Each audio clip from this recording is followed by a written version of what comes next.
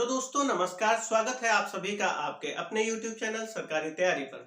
दोस्तों, आज की वीडियो में हम लोग बात करेंगे जो रेलवे से वैकेंसी आउट हुई हैं आरपीएफ, कांस्टेबल और एसआई की, उसके बारे में यहाँ पे चर्चा की जाएगी कि इसकी फॉर्म डेट कब से अप्लाई करने के लिए डेट है, और साथ ही साथ यहाँ पे बात की जाएगी इसमें कितनी टोटल पोस्ट है, इस पोस्ट पे अप्लाई करने के लिए फीस कितनी देनी रहेगी, और साथ ही साथ बहुत ही इंपॉर्टेंट है कि इसमें कौन कौन से कैंडिडेट एलिजिबल होंगे एज वाइज, और साथ ही साथ उसमें क्वालिफिकेशन क्या मांगी गई है। और बहुत ही इंपॉर्टेंट सेगमेंट है एग्जाम पैटर्न। किसी भी एग्जाम को क्रैक करने के लिए उसका एग्जाम पैटर्न जानना अति आवश्यक है, तो उसके बारे में भी यहाँ पे बताया जाएगा। सिलेक्शन प्रोसेस किस प्रकार से होगा, मतलब यह पूरी प्रक्रिया कितने चरणों में डिवाइड है, उसके बारे में भी यहाँ पे बात करते हैं। चलिए स्टार्ट करते हैं। देखिए, आपको टोटल पोस्ट देखने को मिल रही है कांस्टेबल की 4208 और एसआई की देखने को मिल रही है 452। ठीक, एसआई की कम है परंतु कांस्टेबल की पर्याप्त है।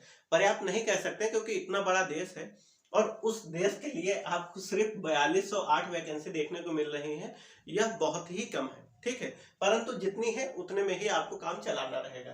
ठीक, तो कांस्टेबल की 4208 वैकेंसी है और एसआई की 452 है। यहाँ पे बात करते हैं, यदि जनरल, ओबीसी और ईडब्ल्यूएस का कैंडिडेट है तो उसको 500 रुपए पे करने होंगे, परंतु इसमें यदि आप लोग सीबीटी में अपीयर होते हैं तो इसमें रिफंड भी होता है अमाउंट, शायद 400 अमाउंट रिफंड हो जाता है। एग्जैक्ट क्लियर नहीं है परंतु 400 अमाउंट रिफंड होता है।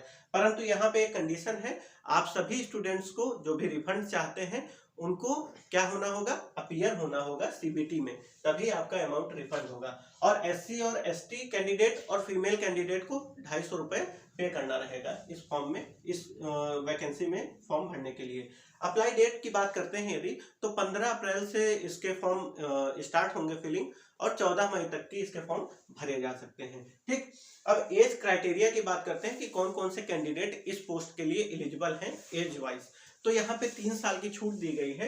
यदि एज की बात करते हैं तो जनरल के कैंडिडेट 18 से 28 साल के हैं तो इस फॉर्म को फिल कर सकते हैं। साथ ही साथ यदि ओबीसी के कैंडिडेट 18 से 31 के बीच में है, फॉर्म फिल कर सकते हैं। एससी एसटी की बात करते हैं 18 से 33 के बीच में है, फॉर्म फिल कर सकते हैं। क्वालिफिकेशन बहुत ही इंपॉर्टेंट मैटर है।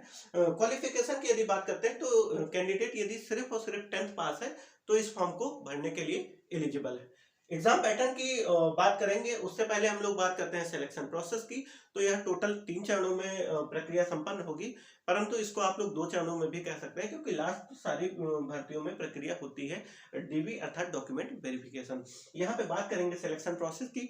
तो first of all you have to appear in CBT exam, that means computer based test examination. यह ऑनलाइन एग्जाम होता है एंड देन आफ्टर फिजिकल, उसके बाद में आपका फिजिकल एग्जामिनेशन होगा और फिर डीवी होगा, और उसके बाद आप सभी को पता है जैसा कि आप सभी की ज्वाइनिंग हो जाएगी। ठीक है, तो यहाँ पे बात करते हैं एग्जामिनेशन पैटर्न की।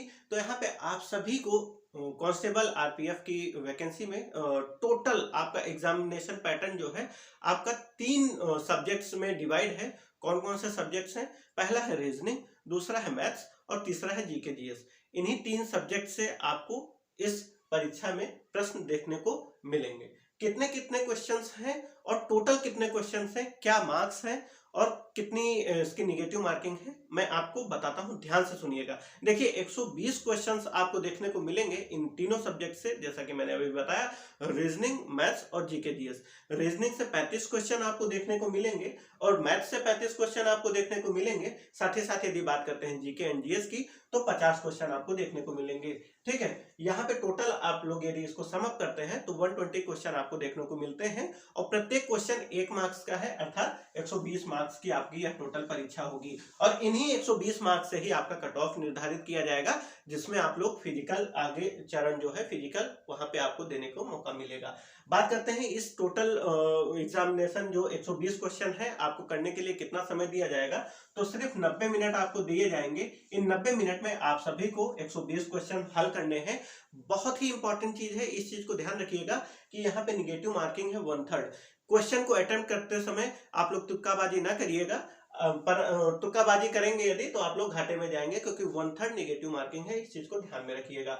यदि आप लोग इस एग्जाम को क्लियर करते हैं, कट ऑफ क्लियर करते हैं, देन नेक्स्ट प्रोसेस है आपकी, नेक्स्ट स्टेप है फिजिकल। फिजिकल में आप सभी लोग ध्यान दीजिएगा, मिनिमम हाइट मेल कैंडिडेट की और फीमेल कैंडिडेट की है 165 सेंटीमीटर मेल कैंडिडेट की है और 157 सेंटीमीटर जो है फीमेल कैंडिडेट की मिनिमम हाइट मांगी गई है। मतलब इसके नीचे नहीं होना चाहिए, इसके ऊपर हो सकते हैं हाइट के मामले में, ठीक है। यदि बात करते हैं चेस्ट की, तो मेल कैंडिडेट का चेस्ट होना चाहिए 80 से 85 सेंटीमीटर, ठीक।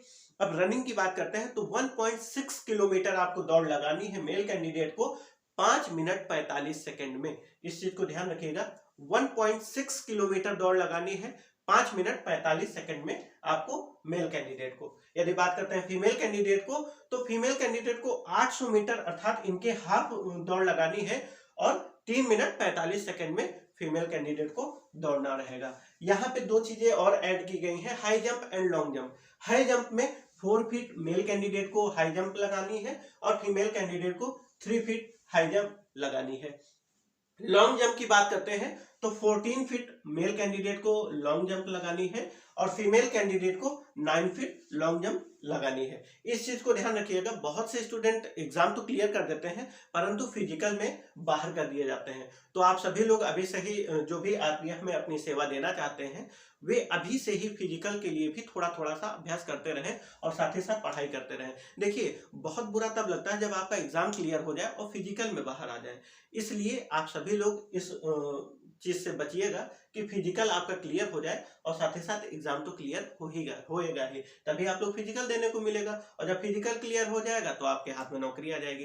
तो दोस्तों यह पूरी प्रक्रिया मैंने बताया कि किस प्रकार से आप सभी लोग आरपीएफ कांस्टेबल में आप सेवा दे सकते हैं, किस प्रकार से आप सभी लोग आरपीएफ में चयनित हो सकते हैं।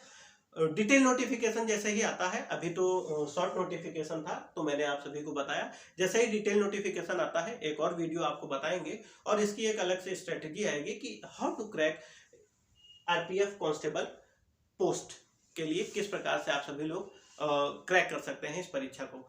तो दोस्तों इस वीडियो को यहीं पर समाप्त करते हैं, मिलते हैं एक और नेक्स्ट वीडियो में। तब तक के लिए सभी दोस्तों को मेरा नमस्कार, जय हिंद।